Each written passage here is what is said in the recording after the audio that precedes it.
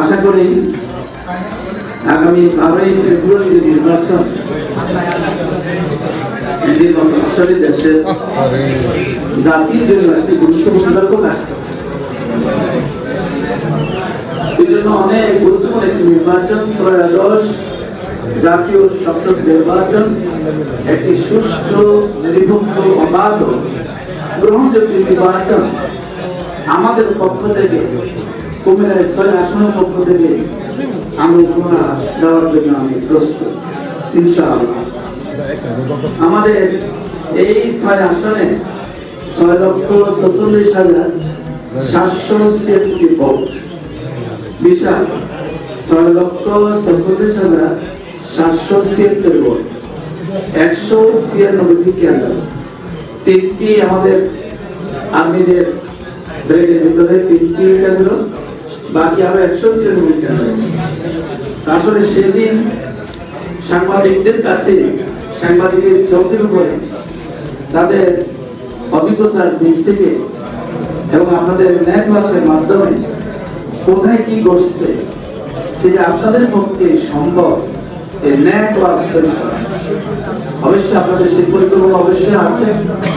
আমরা আশা করতেছি, যেহেতু আমাদের টার্গেট হচ্ছে একটি সুন্দর নির্বাচন করা, আমি ক্ষমতা যেতেই হবে, পাশাপাশি করতে হবে, এটা আমরা এভাবে মনে করি না। হ্যাঁ, জনগণের ম্যান্ডেট দিয়ে যদি জনগণ যদি রায় দেয় সেটা জনগণের সামনে, কিন্তু আশা করছি, আশা রাখতে পারি, আশা করতে পারি, এটা দোষী নয়। আল্লাহ তাআলা যদি কবুল করেন, শতবার আশা করছি আগামী 12ই ফেব্রুয়ারি বাংলাদেশ জামাত ইসলামী 6 আসনের দাঁড়িপাল্লা মার্কায় বিজয়ী হবে ইনশাআল্লাহ।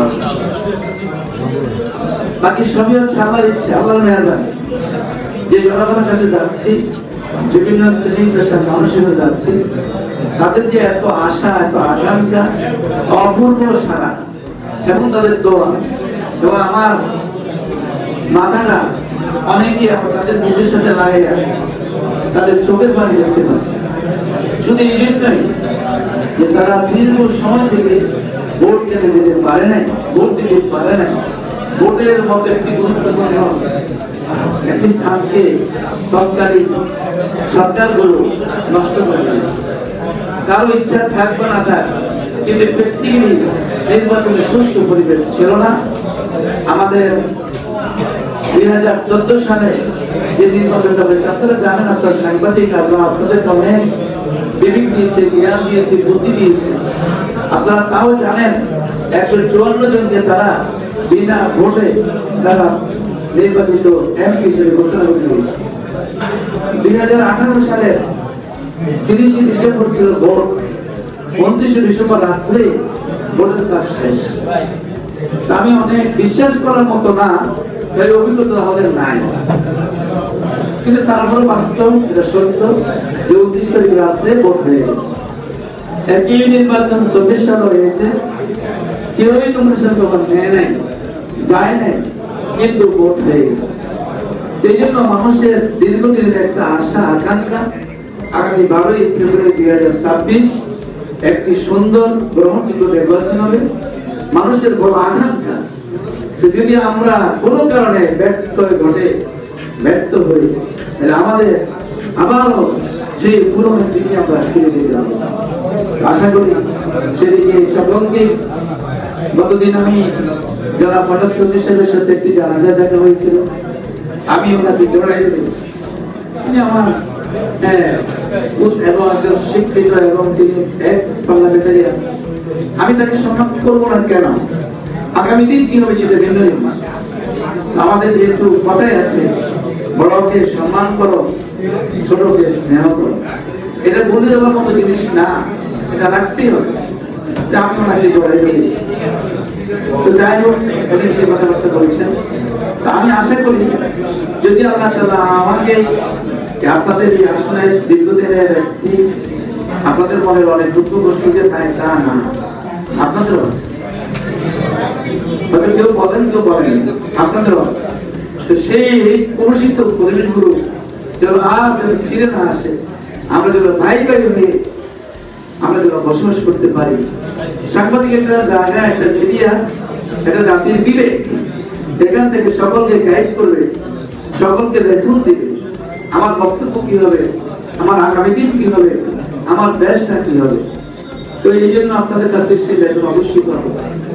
এরপর আরো তিনটি কথা 30 থেকে আবার হয়তো রিপিট করবো।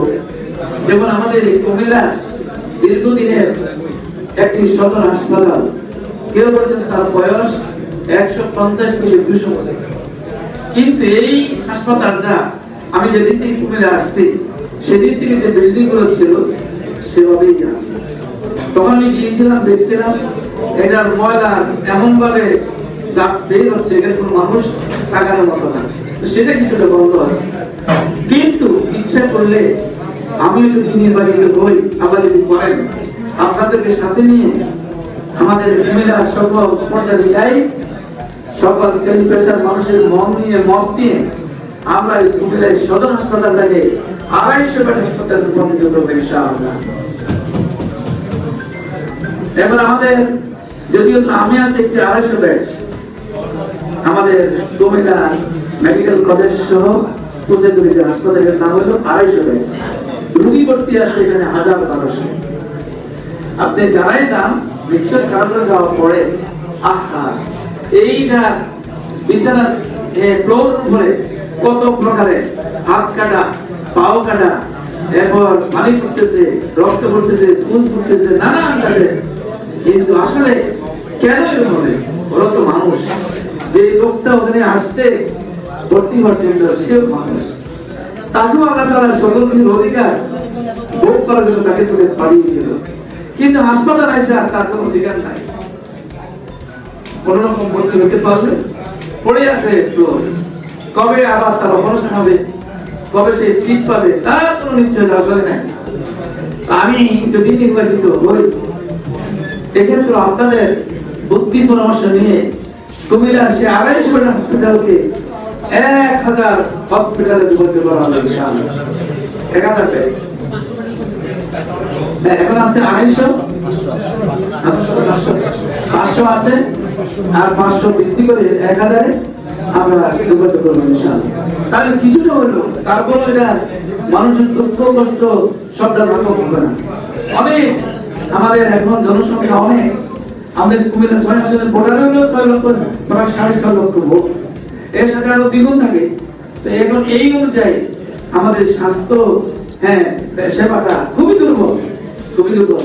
এর মাঝেও কিছু বেসরকারি হসপিটাল আছে বলে কিছু মানুষের হয়তো রক্ষা হচ্ছে। তো যাই হোক, সব মানুষ কি বেসরকারি হসপিটালে যেতে পারবে? তার তো কয়জনের পক্ষে সম্ভব? আমরা আশা করতেছি যে আমরা এই কাজটা উদ্যোগ নেব ইনশাআল্লাহ। এবং আমাদের শিক্ষা ব্যবস্থা, যার কারণে কুমিল্লার এই যানজট, এটা বড় ধরনের একটি সমস্যা। যানজট সবাই আমরা ভুক্ত করি, এটা প্রফেসর বলেন, ইঞ্জিনিয়ার বলেন, ডাক্তার বলেন, সাংবাদিক বলেন, ব্যবসায়ী বলেন, ছাত্র জনতা বলেন, মহিলা বলেন, সকলেই এই যানজটের কারণে বড় ধরনের একটি কষ্টের মধ্যে সময় চলে যায়। কমপক্ষে একদিকে যাবেন 1 ঘন্টা মিনিমাম, তাই বললাম, বেশিও লেগে যাবে। তো এই যানজট নিরসন করতে হলে সেটার জন্য আমাদেরকে এখানে ফ্লাইওভার, এরপর একাধিক ফুটওভার, এগুলো যদি আমরা উদ্যোগ নিই।